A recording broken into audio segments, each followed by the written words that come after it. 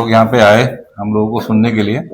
ये हमारे हॉस्पिटल का एक एफर्ट है जिससे कि हम अवेयरनेस स्प्रेड कर सकें ट्रॉमा मैनेजमेंट के बारे में, विच इज द मतलब maximum number of death occur in our country is because of trauma. एक सिग्निफिकेंट नंबर का जो डेथ होता है हमारी कंट्री में वो ट्रॉमा रिलेटेड होता है। ट्रॉमा मैनेजमेंट में बेसिक कुछ चीजें होती हैं। At the site of accident, जहाँ पे पहली बार एक्सीडेंट हुआ, ट्रीटमेंट पेशेंट का वहीं से स्टार्ट होता है।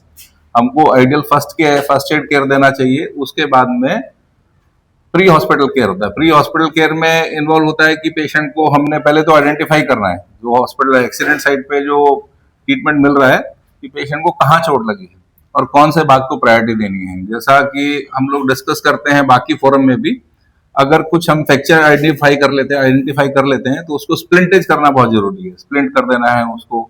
या पेशेंट के अगर हेड इंजरी है तो हमने हेड इंजरी के साथ साथ उसको स्पाइन को भी इग्नोर नहीं करना है।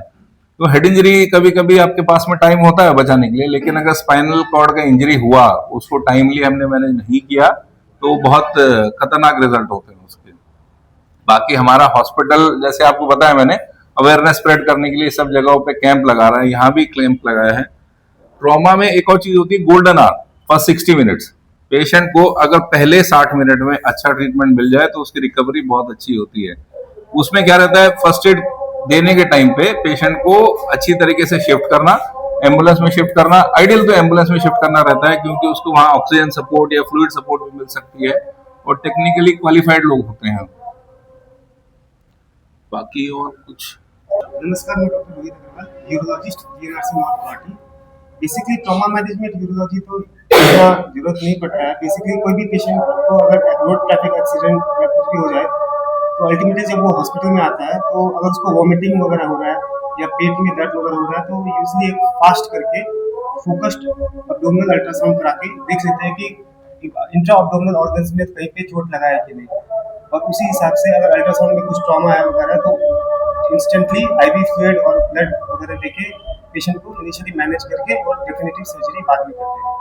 और बाकी तो मोस्टली रोड ट्रैफिक एक्सीडेंट में ऑर्थोपेडिक्स, मतलब हड्डी और न्यूरो का ही ज़्यादातर केसेस आते हैं। Renal trauma, abdominal trauma rarely होते हैं, बहुत कम होते हैं, क्योंकि intra abdominal organs already protected है हमारे। तो अगर ऐसा कुछ केस आता है तो हम लोग जितना भी जल्दी हो सके इमरजेंसी में उसको देख के जितना जल्दी हो सके मैनेज करना होता है। Time is very important. Because as soon as the patient comes to the hospital, or whenever you see a patient in the roadside, the main attempt should be to immobilize him as soon as possible and bring him to the hospital as early as possible, so that we can treat efficiently and fast. और जो start में एक और नई गाड़ियों में एक उन्होंने फीचर दिया है कि अगर आपने सीट बेल्ट नहीं लगाई है तो आपकी गाड़ी चलेगी नहीं, स्टार्ट नहीं होगी। क्यों? उसका इंपॉर्टेंस है। अगर सीट बेल्ट लगाया है और गाड़ी के अंदर आपका प्रोटेक्टिव एयर बलून भी रहता है तो वो तभी फंक्शनल होता है कि अगर पेशेंट, जो चलाने वाला आदमी है, उसने सीट बेल्ट लगाई है। आप लोगों के माध्यम से हम एक और बात कहना चाहेंगे कि इस तरह की अवेयरनेस आप लोग अपने जो पेपर में लिखते हैं या किसी भी विजुअल मीडिया में देते हैं, अवेयरनेस स्प्रेड करना बहुत जरूरी है। हेलमेट से सिग्निफिकेंट अमाउंट ऑफ सेफ्टी मिलती है पेशेंट को। क्यों? हमारे पास में पेशेंट अगर कहीं दूर दराज में एक्सीडेंट हुआ, हमारे पास पहुंचते पहुंचते significant amount of brain damage हो चुका होता है, लेकिन अगर पेशेंट ने हेलमेट लगाया है तो आप समझिए 50-60% प्रोटेक्शन वहीं मिल जाता है। तो ये बात भी हम बोलना चाहेंगे आप लोगों के थ्रू कि आप हेलमेट लगाइए, गाड़ी चलाते समय सीट बेल्ट लगाइए, और जो भी फर्स्ट एड दे रहे हैं वो कोशिश करें कि जल्दी से जल्दी उनको प्रॉपर हेल्प के लिए कॉल किया जा सके, एम्बुलेंस सर्विसेज को कॉल किया जा सके, जिससे काफी एफिशिएंटली ट्रीटमेंट हो सकता है पेशेंट का। মোৰ নাম ৰচিদুল ইছলাম হয়। মই GNRC এম্বুলেন্স সেৱাৰ মুৰব্বী হয়। আমি এতিয়া দুৰ্ঘটনা কেনেকৈ হয় আৰু দুৰ্ঘটনাৰ সজাগতা যাতে এইবিলাক নহয়, আমি কেনেকৈ প্ৰিভেণ্ট কৰিব পাৰোঁ, এইবিলাকৰ কথা অলপ আমি ডিছকাছ কৰিম।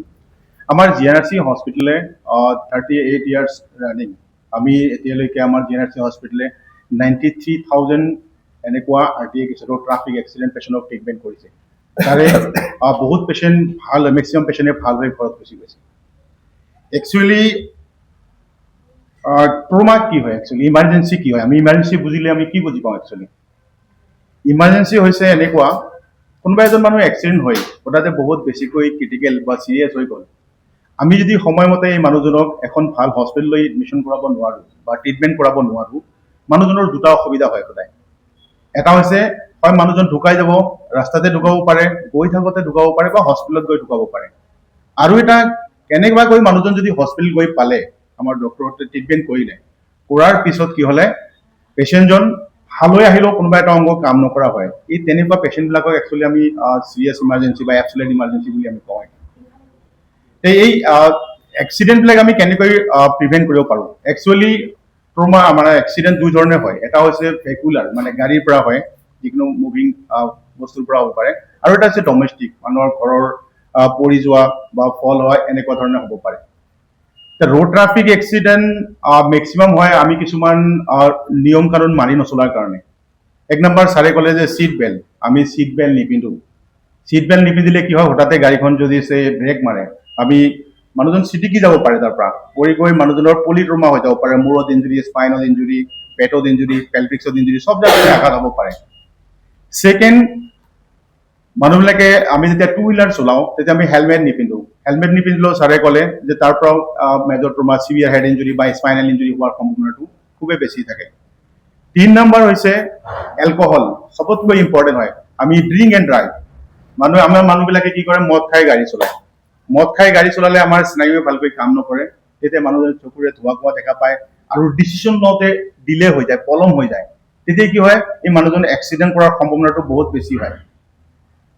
যিটো আমাৰ ৰোড ট্ৰাফিক আইন আছে, ঠিক আছে, ইয়াৰ মতে যদি 100 ml কোনোবাই যদি 100 ml যদি এলকহলত যদি 30 গ্ৰাম মান যদি এলকহল পায়, সিহঁতে টেষ্ট কৰি, তেতিয়া সেইটো লিগেলি কিবা পানিছমেণ্ট 183 ধাৰা দি পানিছেবল হয়, বা তাৰ জেলো হ'ব পাৰে, তেনেকুৱা ধৰণৰ এৰি দিব পাৰে। এইবিলাক কথা আমি পাব্লিকক ক'ব লাগিব যে আপোনালোকে যদি এনেকুৱা ধৰণৰ মদ খাই যদি ড্ৰিংক কৰি যদি গাড়ী চলায়, আপোনালোকৰ এক্সিডেণ্টটো হ'ব, তাৰ ফলত ফেমিলিটোতো হৈ যাব আৰু আপুনি লাইফ টাইমৰ কাৰণে পেৰালাইজ হৈ ঘৰত পৰি থাকিব পাৰে। এতিয়া কথা হ'ল, কোনোবা এজন মানুহ যদি এক্সিডেণ্ট হৈ যায়, এক্সিডেণ্ট হ'লে এই মানুহবিলাকক একচুৱেলি আমি কেনেকৈ মানে ষ্টাৰ্ট কৰিব পাৰোঁ? একচুৱেলি ট্ৰমা দুই ধৰণৰ, প্ৰাইমাৰী আৰু ছেকেণ্ডাৰী। ট্ৰমা হোৱাৰ পিছত হেড ইঞ্জুৰি যদি হয় মানুহৰ, প্ৰথমতে যিটো ইম্পেক্ট মানুহজনে আঘাত পালে, তাৰপিছত যদি আমি ভালকৈ ট্ৰিটমেণ্ট নকৰোঁ বা তেনেকুৱা ধৰণৰ হস্পিটেললৈ গৈ আমি ট্ৰিটমেণ্ট নকৰাওঁ, তেতিয়া ছেকেণ্ডাৰী কেয়াৰ ট্ৰমা মানে যিটো প্ৰব্লেম ইঞ্জুৰি হয়, এইটো ডেভেলপ হৈ যায়। এইবিলাক আমি প্ৰিভেণ্ট কৰিব পাৰোঁ। যেনে মানুহ এজন যদি ৰাস্তাত এক্সিডেণ্ট হৈছে, আমাৰ মানুহবিলাকে কি কৰে, হাত আৰু ভৰি দুখন দাঙি দাঙি লৈ যায়, মূৰটো এনেকুৱা কৰি গৈ আছে, হয় নহয়? এই পেচেণ্টবিলাকক যদি আমি ভালকৈ